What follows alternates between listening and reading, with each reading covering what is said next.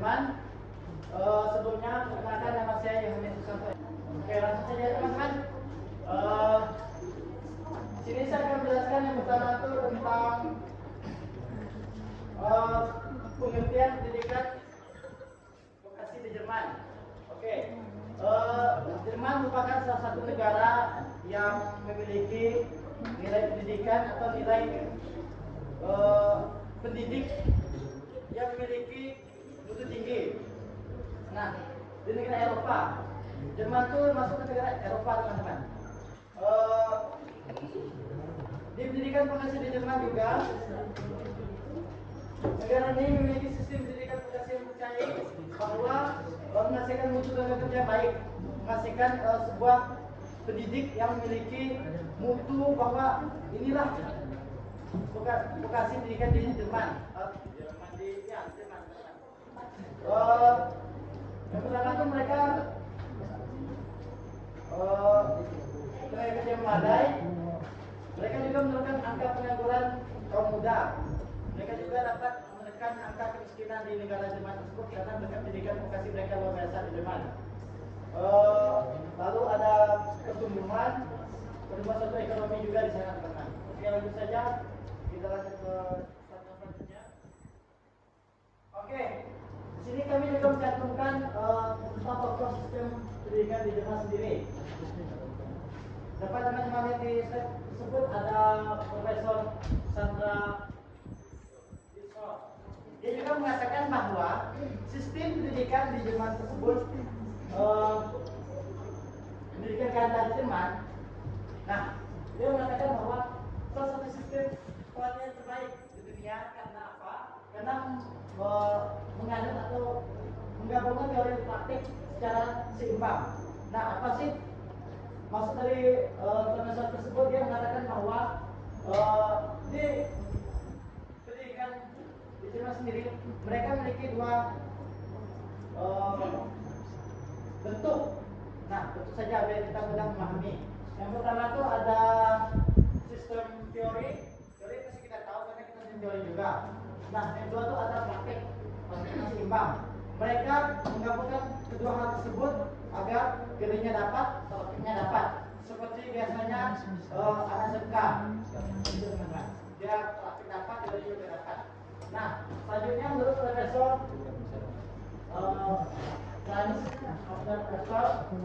dia juga mengatakan bahwa mengatakan ekonomi dan pendidikan vokasi pendidikan di Jerman memiliki ekonomi dan vokasi pendidikan di Jerman memiliki hubungan yang sangat istimewa. Nah, dia mengatakan bahwa di Jerman ini hubungan pendidikan antara ekonomi itu memiliki hubungan istimewa. Istimewa itu bagaimana sih? Nah, istimewa itu sebagaimana mereka dapat, seperti kita tahu dalam belakang, mereka dapat menekan angka kemiskinan dengan tersebut dengan melakukan sistem vokasi pendidikan di Jerman. Karena kita tahu di latar belakang juga mengatakan bahwa pendidikan mereka itu sangat luar biasa di Jerman, bahkan di Eropa sangat diakui. Oke, selanjutnya sistem ini berhasil karena didukung oleh kerjasama antara pemerintah, sekolah dan industri. Nah, untuk menyukseskan hal tersebut, mereka memiliki suatu kerjasama yang luar biasa, teman-teman. Yang pertama itu ada antara pemerintah dengan pihak sistem pendidikan sendiri, ya pastilah. Karena untuk memajukan suatu pendidikan harus ada dukungan dari pemerintah sendiri. Contohnya, kita ambil contoh saja di Indonesia ini. Walaupun kita termasuk Indonesia, tapi kita tahu sendiri bagaimana sistem pendidikan yang ada di Indonesia ini tidak memiliki dukungan dari pemerintah sendiri. Oke, selanjutnya itu ada sekolah. Nah, sekolah juga berperan penting dalam memberikan vokasi pendidikan. Contoh seperti kita lihat di Jerman sendiri, mereka memiliki dua bentuk, itu ada praktik sama teori. Nah, sekolah mendukung hal seperti itu karena mengapa? Karena kita tidak hanya mendapat teori saja, tapi kita juga mendapat praktik baik di lapangan seperti kita anak kuliahan, perguruan tinggi lah. Kita dapat kuliah kerja di masyarakat, teman-teman. Jadi kita mendapat teori di kampus, tapi kita juga diturunkan untuk dunia masyarakat sendiri. Selanjutnya bidang industri. Nah, industri juga mereka mendapat dukungan yang lebih agar dapat menjadi satu sistematis yang dapat mengubah pendidikan vokasi di Jerman ini menjadi pendidikan yang dunia karena begitu luar biasa majunya. Oke, selanjutnya langsung saja ke filosofi sistem ganda. Nah, di filosofi ini dapat dilihat teman-teman, pendidikan dan pelatihan berbasis teori di sekolah dan praktik di industri. Nah, seperti yang saya sampaikan bahwa di Jerman ini mereka sering melakukan dua arah, teman-teman. Mereka terpraktik, tapi mereka langsung terjun juga ke industrinya. Contohnya, seperti yang saya katakan, ketika kita sudah kuliah di perguruan tinggi, kita pasti akan diterjunkan ke masyarakat untuk pengabdian. Seperti sekarang BPL, PLP. Nah, begitu juga di negara Jerman, bahwa mereka memiliki suatu sistematis yang sangat mempengaruhi suatu pendidikan.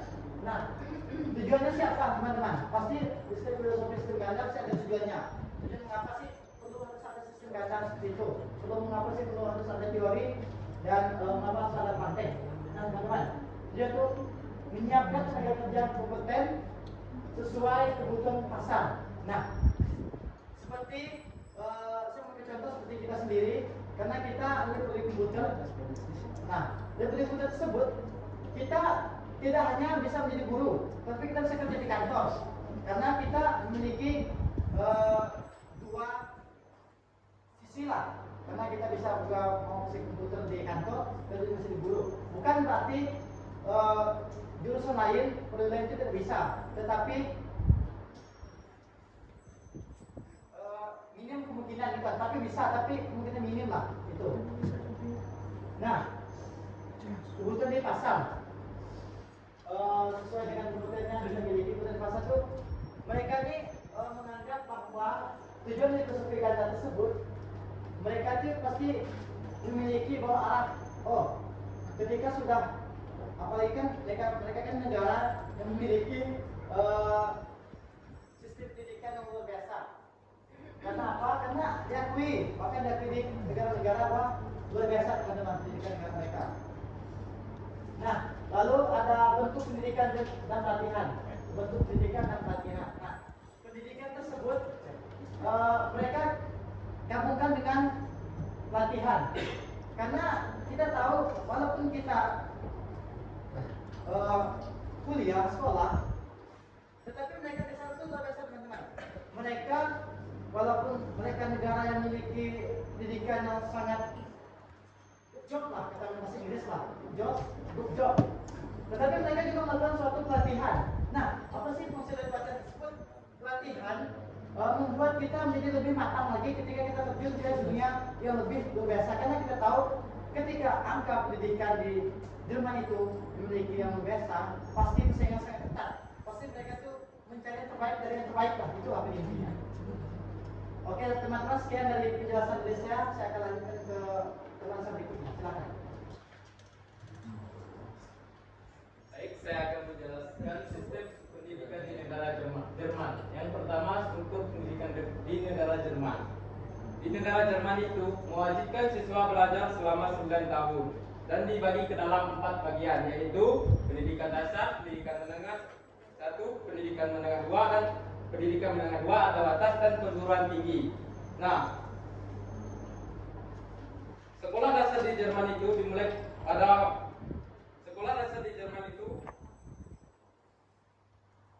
pada usia 6 tahun dan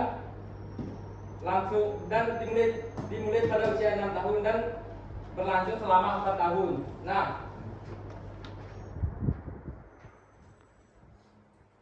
setelah usia 9 tahun di Jerman diberikan kebebasan untuk memilih di sekolah lanjutan, yaitu Hauptschule atau sekolah menengah pertama, dan Realschule atau sekolah menengah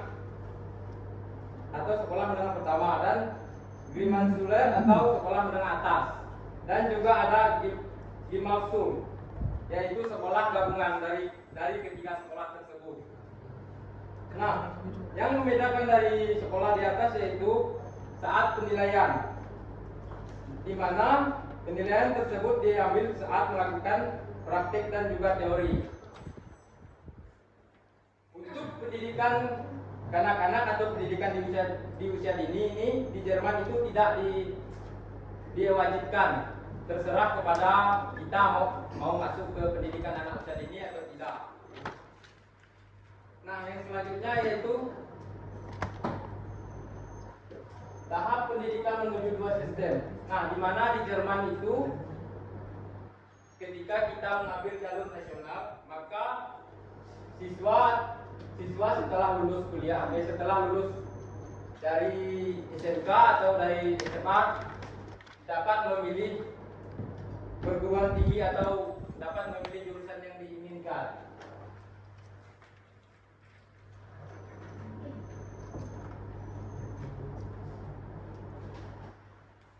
Yang selanjutnya yaitu dua sistem prasekolah dan industri. Nah, di Jerman ini dia ada melakukan yaitu prasekolah. Yang pertama, seperti kita tahu di SMK kan, kalau kita berada di SMK kan selama 2,5 tahun itu akan melakukan teori, dan setelah di kelas 3 tersebut maka kita akan terjun langsung ke dunia industri. Nah, jadi di Jerman itu menerapkan seperti itu.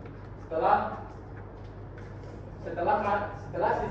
siswa mendapatkan pengalaman di teori, maka langsung diturunkan ke dunia industri. Dan yang selanjutnya yaitu fokus utama kurikulum di Jerman.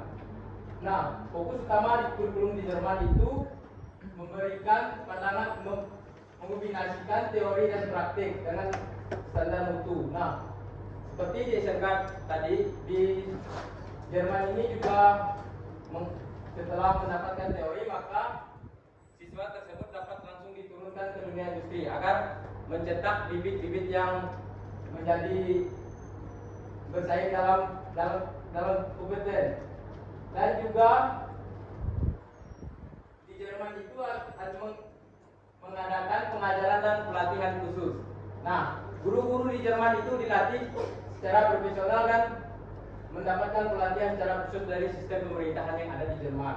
Nah, untuk evaluasi akhir lebih ditanamkan pada hasil praktik dan industri. Nah, setelah melakukan magang atau melakukan turun ke dunia industri, nah, siswa di Jerman ini dituntut untuk bisa mengimplementasikan dari apa yang dia dapatkan sewaktu magang, dia dapat mengimplementasikan ke dunia kerja.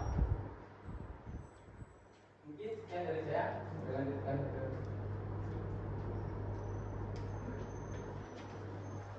Baik, di sini saya akan menjelaskan hubungan pemerintah dan swasta.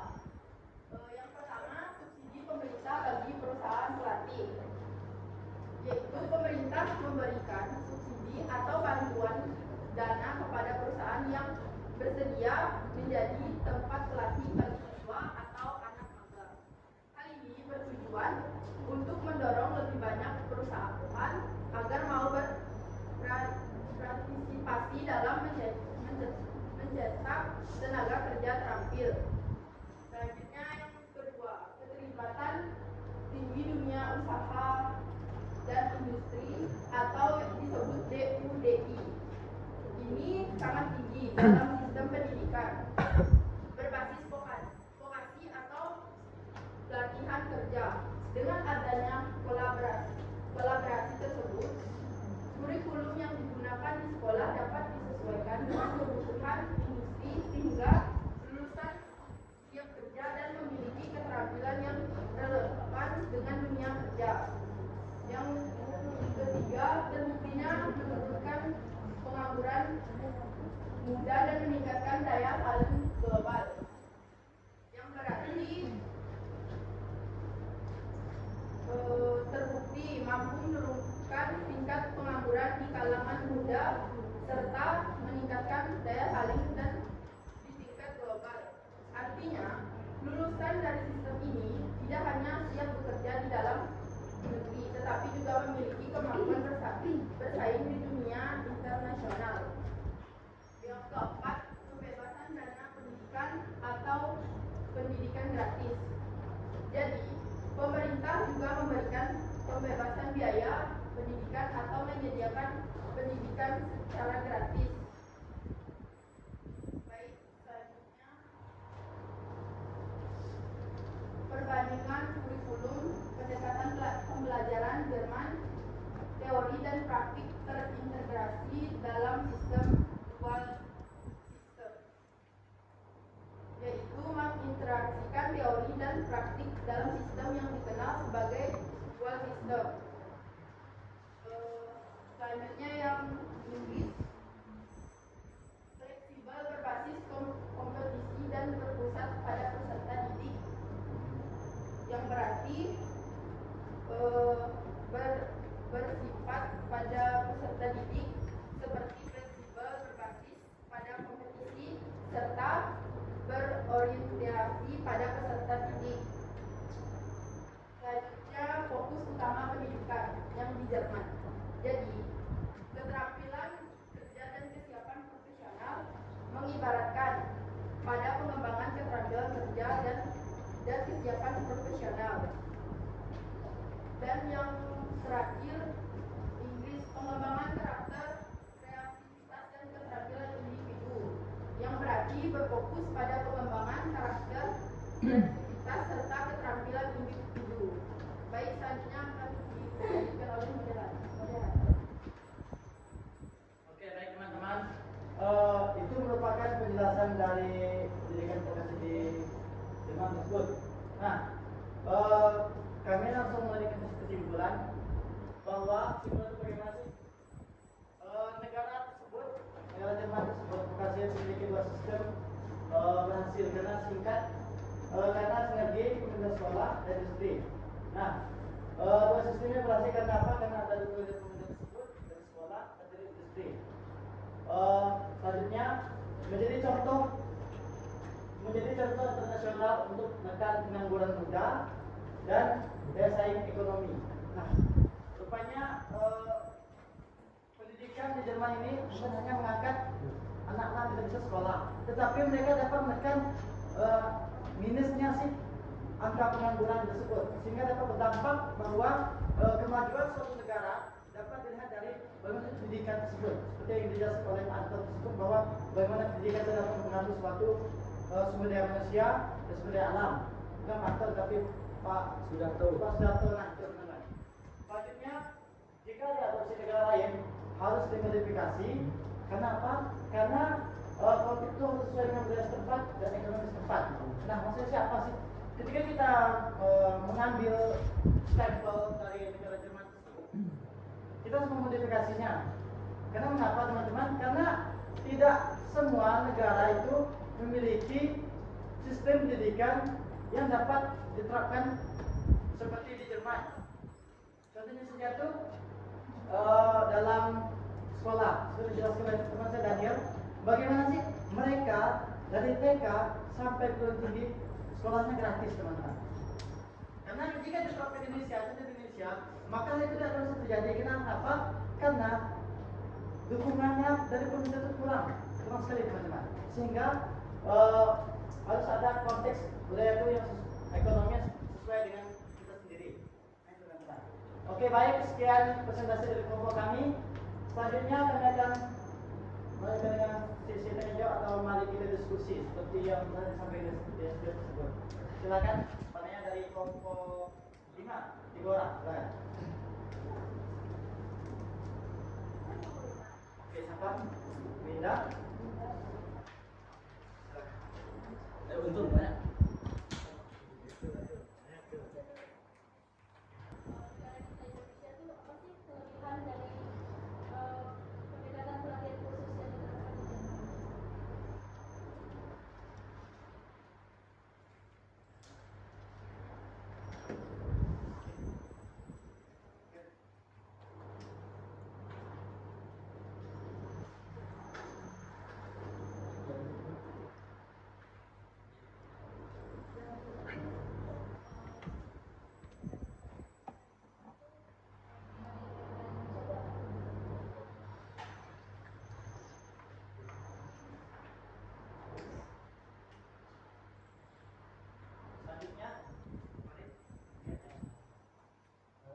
kasih waktunya.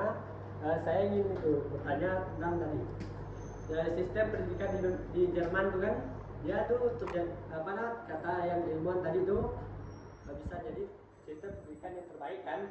Jadi katakan dia pendidikan terbaik karena metode mengajarnya tuh teori sama apa tadi? Praktek. Nah, mereka nih menerapkan sistem belajarannya secara teori dan praktek.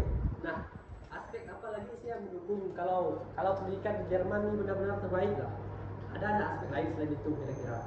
Kalau yang itu tadi kan kita bisa lihat banyak sih yang kayak aspek itu. Cuman yang mungkin lebih terbaik lagi apa? Ada aspek?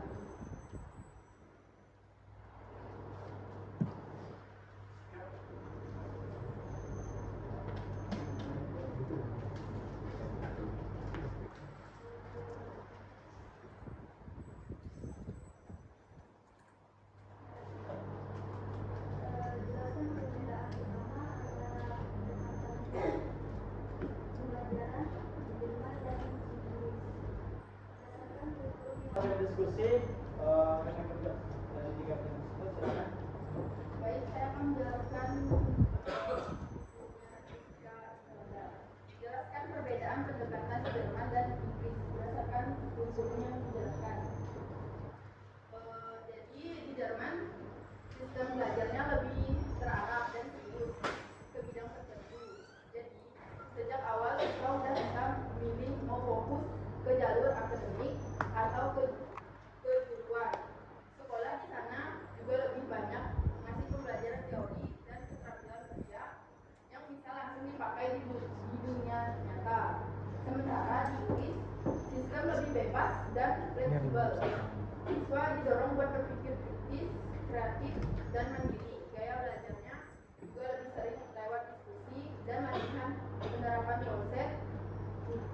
Bukan cuma hafalan, mereka juga dikasih kesempatan buat coba berbagai bidang dulu sebelum milih yang benar-benar diminati. Bisa dipahami? Bisa. Oke, baik, itu jawabannya. Mungkin teman-teman ingin menambahkan atau ada yang paham seperti itu, silakan. Karena ini ada sesi diskusi gitu ya, ada diskusi. Berarti kan September kita juga dapat diskusi sama-sama. Ada? Mungkin kalau ada kita lanjut ke Farid ya. Dari Farid sendiri, dia kan nanya selain sistem praktik dan teori, mana sih sistem yang lebih gimana lebih kuat lagi dari itu kan? Betul. Di sini dikatakan bahwa dua sistem itu mereka dapat masuk dari sesuatu hukum. Mengapa saya mengambil dari hukum? Di sini dikatakan bahwa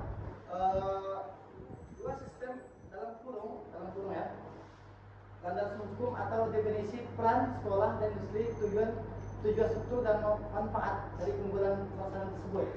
Nah, saya menjelaskan secara bahasa saya. Yang lebih mengampuni, lebih mencengkram, ibarat rem cakram tuh. Nah, itu merupakan suatu landasan hukum. Mengapa? Karena suatu pendidikan itu pasti memiliki landasan hukum. Nah, apa sih kaitan kok bisa landasan hukum? Kok nggak bisa yang lain kan? Karena kita tahu bahwa dari teori, kita kembali ke teori lah, teori semua praktek. Nah, di situ pasti ada landasan hukumnya, bagaimana si teori baik, bagaimana si yang praktek baik. Nah, begitu juga dalam sebuah keunggulan yang lebih dari dua sistem itu ada landasan hukum sama definisi peran. Saya tambah lagi definisi peran. Bagaimana sih peran dari setiap sistem hukum tersebut dapat memberikan suatu arahan bahwa di Jerman ini tidak hanya praktik tetapi bisa ada landasan hukum sehingga lebih mumpuni gitu. Jika kurang puas mungkin masih ada tambahan kali silakan. Tidak apa, mungkin tidak masih jauh jawaban gitu. Jawabannya sangat bagaimana yang mau gitu jawabannya. Tidak apa. Kalau dari saya pribadi sih, Yang di sini senang gitu. tadi kan saya tanya aspek kan yang jadi terbaik nih. Sebenarnya banyak sih aspek yang bikin Jerman ini jadi kota pendidikan terbaik, negara pendidikan terbaik. Negara di Jerman nih kan kita kuliah lah misalnya, kuliah sama tuh yang bikin jadi terbaik itu bukan cuma dari tadi tuh. Nah ini mahasiswanya kita nih gratis kuliah di sana, itu bikin jadi terbaik juga. Kalau diterapkan di Indonesia itu mungkin susah. Nah dari sana pun mereka nih bakal dilatih sama sesuai jurusan mereka nih. Nah terus biar mereka nih keluar langsung dapat pekerjaan, karena dari kerjaan juga mudah, dah pasti terjamin. Nah itu ya sistem pendidikannya sana itu benar-benar bagus lah kan. Kita bayangkan kita kuliah gratis kan, habis itu kalau kita ada lulus langsung kita dapat kerja. Itu yang menurut saya sih. Oke, baik. Mungkin teman-teman masih ada tambahan? Silakan.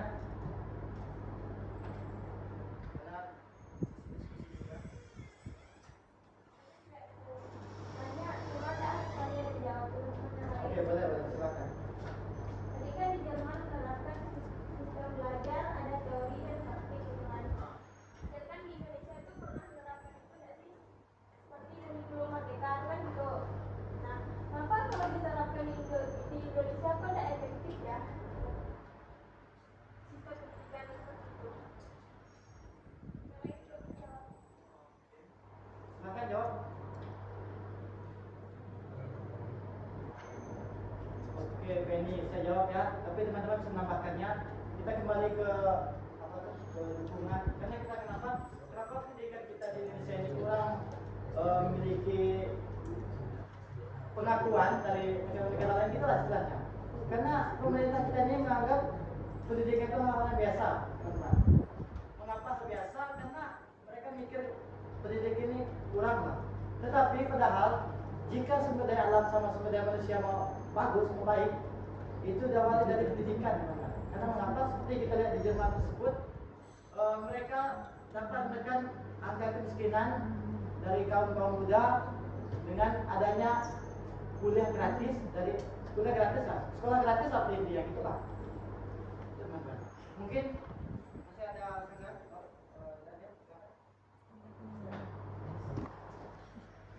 yang lain? Saya. Oke, silakan. Nah, kalau kata Penny tadi kan, kenapa bisa di Indonesia ini nggak bisa kan? Ya. Well, emang si sistem kayak gitu kan emang ada banyak di berbagai negara kan. Nah, kita ngomongin Jerman sama Indonesia.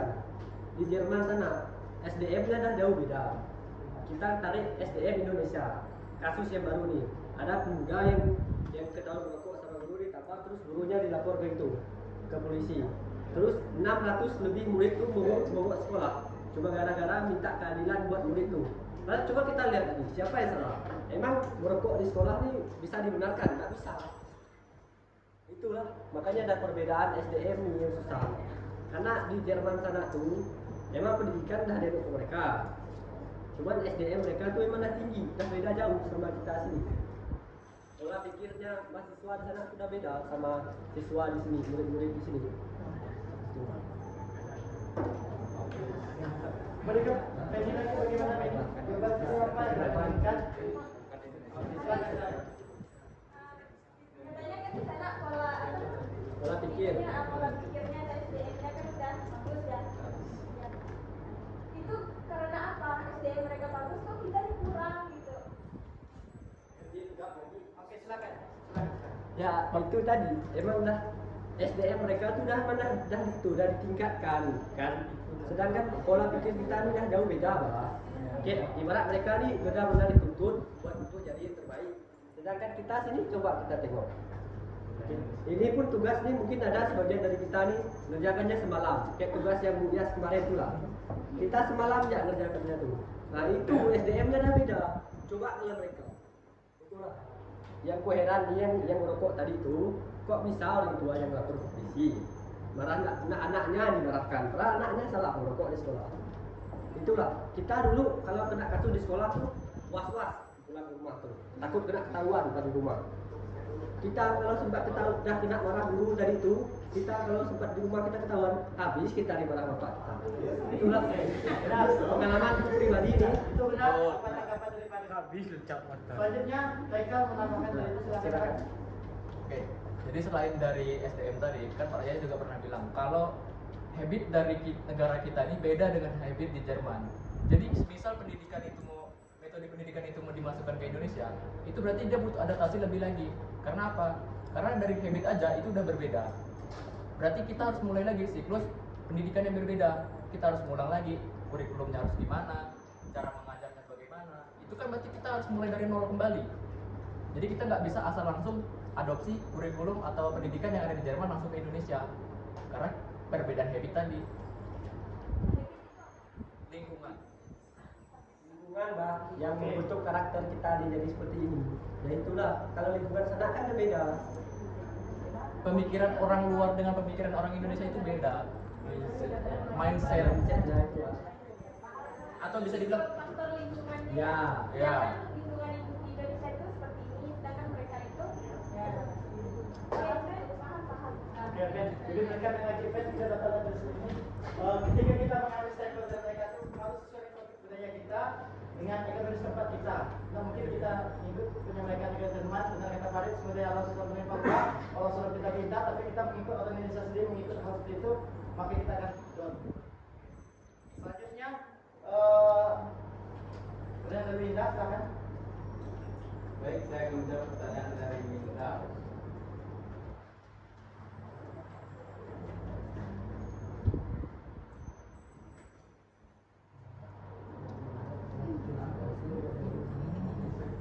Nah, yang mengunggulkan, yang paling unggul dari negara Jerman ini pengajaran dan pelatihan khusus tadi kan ditanyakan yang paling unggul lah maksudnya.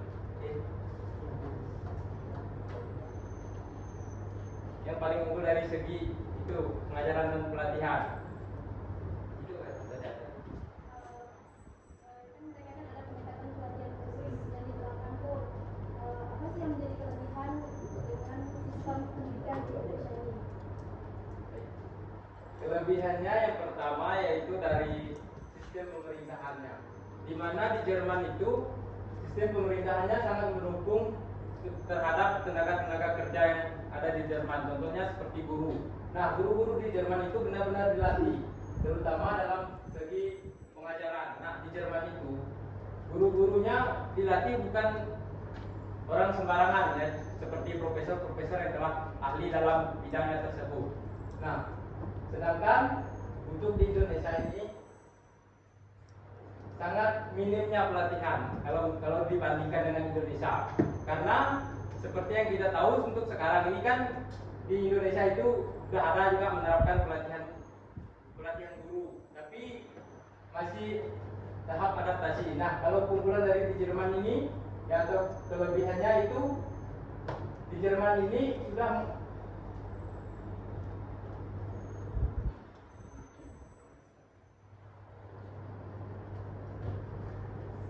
sudah memiliki standar dan praktik industri yang lebih baik di Jerman. Mungkin ada tambahan dari Oke, kita sudah tadi kan ada salah profesor Mansur yang mengatakan bahwa menyatakan bahwa sistem pendidikan di Jerman itu adalah salah satu sistem pelatihan terbaik. Nah, dia mengatakan dari Profesor Sran mengatakan bahwa mereka ini adalah suatu sistem pelatihan yang terbaik. Dan mengatakan bahwa memang negara Jerman ini melatih dosen atau melatih guru sesuai dengan bakat minat mereka masing-masing, sehingga mereka dapat mengatakan bahwa mereka memiliki pelatihan terbaik. Saya tidak mengatakan pelatihan terbaik sedunia, tapi mereka mengatakan pelatihan terbaik mungkin di tingkat Jerman itu lah, karena mereka juga diakui di negara bahwa vokasi pendidikan mereka itu luar biasa. Saya tidak sekali lagi saya tidak mengatakan bahwa pelatihan mereka itu terbaik di dunia, tapi saya mengatakan bahwa pelatihan mereka itu sudah memiliki standar yang terbaik lah bagi di Jerman sendiri, karena dikatakan oleh Profesor Sandra Groswald itu ya. Terfavorit. Kalau terfavorit itu udah jelas. Udah pasti nomor satu kalau Jerman. Mungkin Winda sendiri ada tanggapan atau ada masih kan?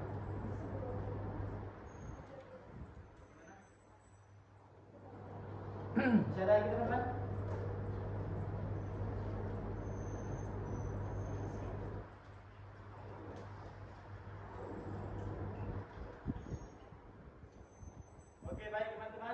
Terima kasih atas kesempatan yang diberikan kepada kelompok kami. Terima kasih juga sudah mendengarkan dengan baik. Saya kira selamat sore dan terima kasih.